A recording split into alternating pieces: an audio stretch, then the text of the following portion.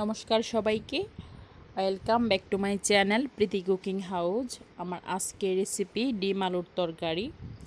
তো ডিম তরকারি তো আমরা সবাই পছন্দ করি, তো আজকে একটু অন্যরকমভাবে আপনাদের মাঝে দেখানোর চেষ্টা করেছি। বেশি দেরি না করে রেসিপিটি শুরু করতেছি। আশা করছি আমার এই রেসিপিটি সবার কাছেই খুব ভালো লাগবে। তো ডিম আলু তরকারি রান্না করার জন্য আমি প্রথমে চুলায় একটি কড়াই বসিয়ে দিলাম। এবার এর মধ্যে দিয়ে দিলাম সামান্য পরিমাণে সয়াবিন তেল। তেলের মধ্যে সামান্য হলুদ আর লবণ। এবার ডিমগুলো কম আছে ভেজে নিচ্ছি। ডিম তরকারি তো সবাই আমরা কম বেশি রান্না করতে জানি, তো আজকে আমি যেভাবে দেখিয়ে দিচ্ছি ঠিক সেমভাবে তরকারিটি রান্না করে দেখবেন, অনেক মজা হয় খেতে। তো ডিমগুলো হালকা করে ভেজে নিয়ে এবারে আমি নামিয়ে নিব। আর আমি পরিমাণ সহ খুব সহজভাবেই আজকে আপনাদের মাঝে তরকারি রান্না করাটি দেখিয়ে দিচ্ছি। ডিমগুলো নামিয়ে নিলাম। এবারে আবারও এর মধ্যে দিয়ে দিব পরিমাণ মতো সয়াবিন তেল, দিয়ে দিচ্ছি পেঁয়াজ কুচি। পেঁয়াজটা হালকা বাদামি হয়ে আসলেই এর মধ্যে এক এক করে সব মশলা দিয়ে দেব। আমি এখানে লাল মরিচের গুঁড়া ব্যবহার করব না, আমি আজকে ডিম তরকারিটা কাঁচামরিচ দিয়ে রান্না করব। এর জন্য দিয়ে দিলাম এখানে 7 থেকে 8টি কাঁচামরিচ চিলি। তো পেঁয়াজ কাঁচামরিচ একসঙ্গে ভালোভাবে ভেজে নিচ্ছি। এবারে দিয়ে দিচ্ছি পরিমাণ মতো হলুদের গুঁড়া। আমি এখানে 1.5 চামচ পরিমাণ হলুদ গুঁড়া ব্যবহার করেছি। এবারে সামান্য পরিমাণে একটু জল দিব আর দিয়ে দিচ্ছি স্বাদ মতো লবণ। সামান্য পরিমাণে জল দিয়ে দিলাম, এতে করে মশলাটা পুড়ে যাবে না। তো এর মধ্যে দিয়ে দিচ্ছি এক এক করে আদা বাটা, রসুন বাটা আর পেঁয়াজ বাটা। আমি এখানে 1 চামচ পরিমাণ আদা বাটা দিয়ে দিয়েছি আর দিয়েছি 1 চামচ পরিমাণ রসুন বাটা আর 2টি বড় সাইজের পেঁয়াজ পেস্ট করে দিয়ে দিয়েছি। আর দিয়ে দিচ্ছি 2 চামচ পরিমাণ জিরা বাটা। আপনারা যদি জিরার গুঁড়াটা ব্যবহার করেন তাহলে 2 চামচ পরিমাণ জিরা গুঁড়া দিয়ে দেবেন। আমি এখানে 4 থেকে 5টি ডিম রান্না করেছি, আর 4 থেকে 5টি ডিম রান্না করার জন্য মশলার যতটুকু পরিমাণ প্রয়োজন ঠিক ততটুকুই আপনাদের মাঝে শেয়ার করার চেষ্টা করেছি।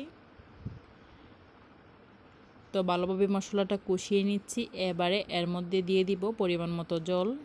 এর আগে দিয়ে দিচ্ছি আগে থেকেই কেটে রাখা আলুগুলো ভালোভাবে মশলাটার সঙ্গে কষিয়ে নেব 2 থেকে 3 মিনিট। আলু দিয়ে দিলাম। তো এবারে মশলার সঙ্গে আলুটা ভালোভাবে মিশিয়ে নিয়ে কম আছে ডেকে দেব 2 মিনিটের জন্য। এভাবে আলু দিয়ে ডিম তরকারি রান্না করে খেয়ে দেখবেন, অনেক মজা হয় খেতে।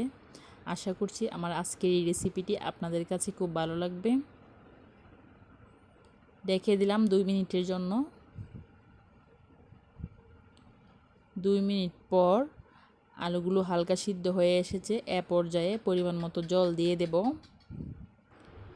আমার ভিডিওটি যদি এই প্রথম আপনি দেখে থাকেন তাহলে প্লিজ আমার ভিডিওটি দেখে লাইক দিয়ে যাবেন, আর আমার চ্যানেলে আপনি নতুন হলে অবশ্যই আমার চ্যানেলটি সাবস্ক্রাইব করে দিয়ে দিবেন।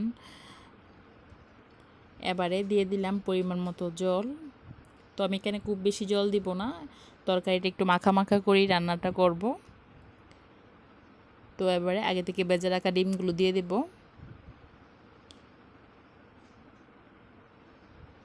ডিমগুলো দিয়ে 2 থেকে 3 মিনিট ভালো করে হাই হিটে জাল দিয়ে নামিয়ে নেব মজাদার ডিমের তরকারি। আর নামানোর আগে দিয়ে দেব গরম মশলা। গরম মশলাটা দিয়ে দিচ্ছি।